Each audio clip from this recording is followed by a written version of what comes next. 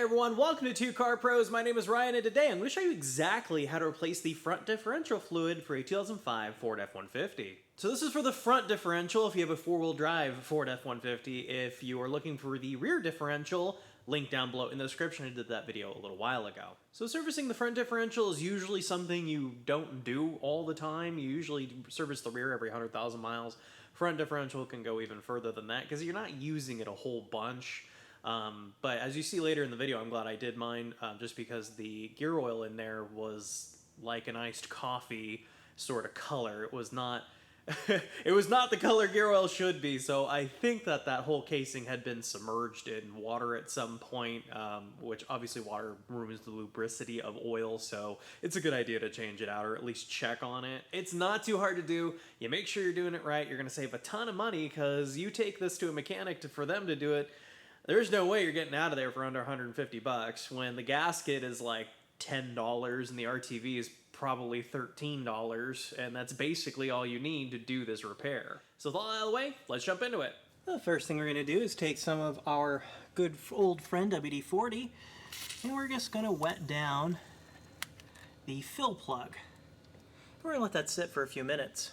And then what we're going to do is take a 3/8 drive wrench, yes, just the wrench, no socket or anything, and it fits into that square hole rather. And we can just break that loose, making sure that it is fully in there, because you don't want to strip this. Usually they're not in super bad, especially if you spray it with some WD-40. Also, you can put an extension on your ratchet, and that will make this job easier for you. I just use the regular ratchet so you guys can see what I'm doing a little bit better. Once you break it loose, we can just put that aside. And what we're going to do is we're going to clean this up really well, and we're just going to use it later. So what we need to do first is take a 13mm socket and remove all our bolts. I can already hear you typing. Well, yeah, sure, if you can get to the bottom ones, those are the easy ones. How do you get to the top ones? Well, it's not so bad. What you want to do is usually come above the steering rack, and you can gain access like that. It's a lot easier. And you might also be noticing that there's some things missing out of this truck, like, I don't know, an engine. But I promise you it is exactly the same whether you have an engine installed or not. It just might look a teensy bit different, but I promise it's not going to be too bad. I'm actually going to do our top ones first because those can be a little tricky. So in a fun twist, these bolts are actually 1/2 inch, not 13mm. 13mm and 1/2 inch are awfully close, but not quite. So my 13mm is just rounding things off, so I use a 1/2 inch ratcheting wrench on the tough to get to bolts like this one. I think this is the hardest one. The other ones you can get top side. This one next to where the steering shaft connects to the steering rack though is a little harder. So here it comes. There we go. Our 1/2 inch bolt out. Cool. And the rest of them should be a lot easier.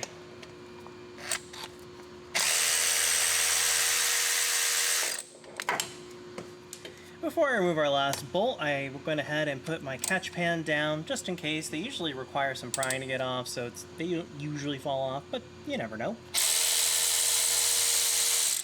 And sometimes you can kind of just use your fingers and pop them off. Be careful because it can fall on you, but a lot of the time, like this one, they're pretty sticky. I'm going to put one bolt back in. It kind of doesn't matter where.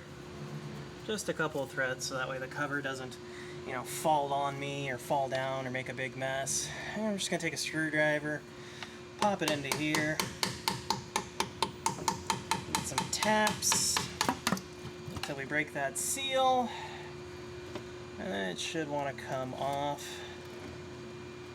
relatively easily. There we go. Oh, look at that. That is lovely. Woo! Looks like water has gotten in here at some point, so that's neat. Take out our remaining bolt, and we'll be able to remove our cover and get that out of our way. Sweet. Now, as far as in the casing goes, we can see in there, and it is kind of like tapioca pudding. That's not good. Usually that indicates moisture. The person in this truck before me probably took it into some deep water, or at least enough to completely submerge this differential, which is super ungood. That ruins the lubricity of the oil that's in there. What I'm going to do, and I'm going to do this off camera because you don't need to watch me clean, is I'm just going to spray a ton of carb spray in there and try to get as much of this tapioca pudding as I can out. And yeah, just do that. Just get this as clean as you can. So the next thing we're going to do, and I'm not going to make you watch me do this whole thing, is I'm just going to grab my scraper and get all of the remaining sealing material that Ford put on here at the factory off. See all that? All this has to be completely scraped away. Sometimes you can use some carburetor spray to kind of loosen it up. And then just go to town with either a scraper, some very light gritted sandpaper sometimes works. Some people even use a wire wheel or a wire brush. The only thing you're trying to avoid is galling the mating surface, so that way the next seal has a chance of sealing. But honestly, I've always found the scraper is really good. So just do that until the entire surface looks nice and clean. For the front cover, we can kind of give it the same treatment. Grab some carburetor spray, hose her down, and we're just going to clean all of that out until it's just bare metal. And then we're also going to scrape off all of the factory adhesive seal as well. And I will turn on the camera when I'm done doing that. So the next thing we're going to do is ensure that the case is completely clean, and the way you do that is just some carburetor spray, spray it in there, and go to town with your favorite shop towel until it looks nice and clean like this one does. The next thing we need to do before we install it is get a little bit of carburetor spray on the end of our fingertip right here with the towel, and just go around the mating surface to make sure that it is completely clean and devoid of oil. See, I had some icky still left on there, so just go ahead and do the entire perimeter. There we go, check how clean that is. It's really nice. I've also went ahead and painted it. You do not have to do that. That is an optional step, but I do think it looks nice and snazzy. So here's our gasket we'll be using today. It's by Felpro RDS 55341, and the link is located down below in the description. Now, Ford doesn't actually recommend a gasket for this application. They say just slather it up in RTV and go, which probably works just fine. But I like to do it this way. So we can figure out which way it's going to go on. It doesn't matter if it is, you know, this side or this side. It only matters where these two kind of bites are, little cutouts. And then just make sure the bolt holes are going to line up, which it will, just like that. And we are ready to go. So the next thing we're going to do, if you're going to do just the Ford way, which is only RTVs, we're going to take Ultra Black RTV. This stuff is designed to have maximum oil resistance, which is what you're looking for in this application, because all it's going to do is resist oil. So we're going to do the inside of the bolt pattern, just like this, all the way around. And it doesn't have to be like a ton. If you are only doing just a RTV like this is exactly how you want to do it, and then you can just put the pan on, but I'm going to do RTV and a gasket because I'm just going to do a little bit of RTV. So there doesn't have to be like a whole ton, and don't worry if a little bit gets inside of the diff case because it is just silicone rubber and those gears will mash it into oblivion, and to be honest, will most likely lubricate it, so don't worry too much about that. I know a lot of people kind of get caught in the weeds on that subject. There we go. That's perfectly fine for the application I'm going. Actually, it's probably a little thick, but that's okay. Because any excess is going to squish out, and then I can just wipe it off. It's not that big of a deal, and I don't really think it will matter if any of it gets inside of the differential itself. Heck, I can even smooth it out right now. So a lot of people like to criticize me on being like, oh man, you put RTV and a gasket? Yep. I've done it this way my entire career and have never had any problems doing it this way. It's the way I prefer to do it. And if you don't like it, then don't do it. You can do it however which way you like, which is why I'm going over both ways. See, not a lot squishes out there. A little bit, but not a lot. Then we're going to do the same thing for the gasket side as well. Make sure you're going on the inside of all of your bolt holes too. I'm just kind of smoothing it out so I can kind of visualize what it's going to look like when it's squished down onto the mating surface there. There we go. And if a little bit gets in the bolt holes, it's okay. I'm pretty sure they put RTV on the bolts from the factory, but if we go around the inside of the bolt holes, we should be all fine. Yeah, it looks pretty good. This part's ready for install. So what we can do next is make sure that this mating surface is nice and clean with some carburetor spray on our terry towel, and just go around the entire mating surface to make sure it is ready for its new seal. Can't have anything oily or icky on there, else it's never gonna seal. It'll drip forever, and that's frustrating. And then we can replace our front differential plate here. Be very ginger. And make sure you don't displace the gasket itself. Actually, I'm going to put a bolt through it so it can't.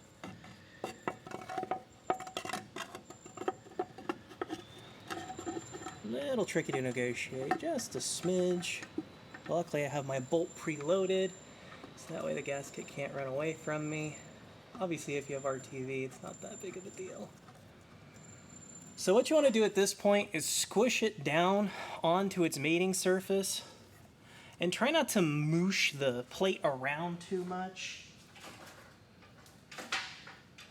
Actually, I found it helpful to get 2 adjacent bolts in, so that way the gasket can't actually move like that. Yeah, it looks pretty good. And then I can load it up with the rest of the bolts. So when I'm tightening this down with my 1/2 inch, I just want to kind of go in a spiral pattern around the thing. So kind of work from the inside out. It's a little hard to show you because this is essentially a circle.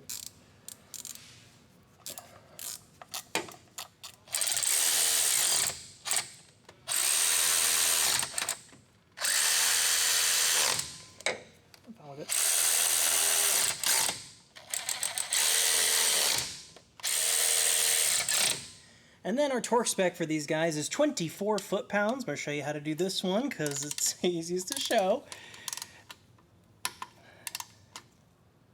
There you go. And just keep doing that in the spiral pattern like I showed before, but honestly it's going to be really tricky to do some of these with a torque wrench, so good luck. In case I didn't mention it before, you want to work kind of quickly. You don't want to have the RTV set before you tighten everything down, because if you try tightening these after the RTV set, it's going to leak. So, you know, work a little quickly, work efficiently. So just keep going around.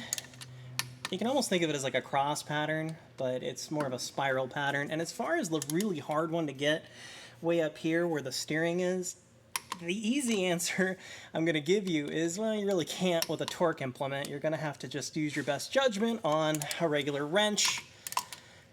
But I think all of you are capable of that.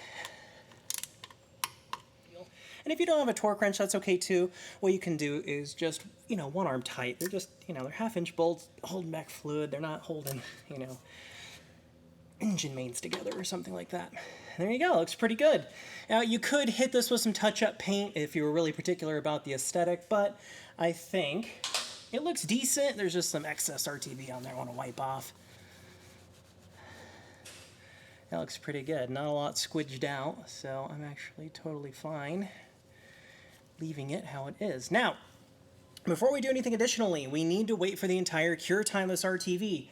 On my bottle, it says 24 full hours. You could probably get away with like 8 hours, but just do what it says on your RTV bottle, regardless if you used a gasket or not. If you used RTV, go ahead and wait that time. If you didn't use RTV and you're just trusting the gasket, then you can go ahead and move on.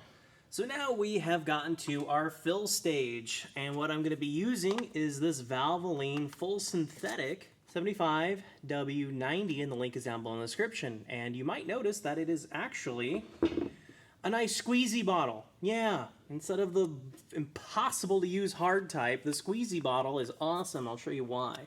So you just cut the top off, you put the nozzle into the differential, and then you can bend the bag around how you want and then just go to town on it. and it will actually fill up so much easier. And I have let my RTV fully cure, in case you were wondering, and that's going to be down to whatever RTV you are using, or again, if you just have a gasket, you'd be fine.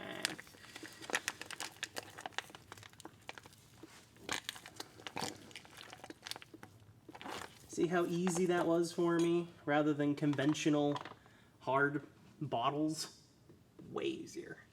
You might be asking me, well, how do you know when it's done? How do you know when it's full? Is there a capacity? Is there a spec? You know there is, but you know I don't have it on me. The best way, in my experience, to tell when you're done adding fluid is when it starts coming out. I know technically it should be like 1/8 of an inch beneath the hole, but in my experience, I just like doing it until it is falling out, which I believe it's doing right now. This is my second quart, so that would make a lot of sense. Let's see. Sometimes you can just kind of stick your finger in there and feel the level. Yeah, that looks pretty good. So we can look up in there and see what the level actually is and check that out. That's just where you want the level until the fluid is just starting to come out. That looks very, very nice. Excellent. So the next thing we can do is clean off all the gear oil with some carburetor spray or brake clean. And we're gonna make sure those threads are nice and clean and hopefully don't have a ton of grease on there, but what are you gonna do? I've also prepped our fill plug with some RTV on it because we don't want that to leak either. That'd be a bummer. There you go, looks pretty good. So then we can set our torque wrench to 18 foot-pounds. If you don't have one, that's okay. Just one arm tight is probably sufficient. There we go.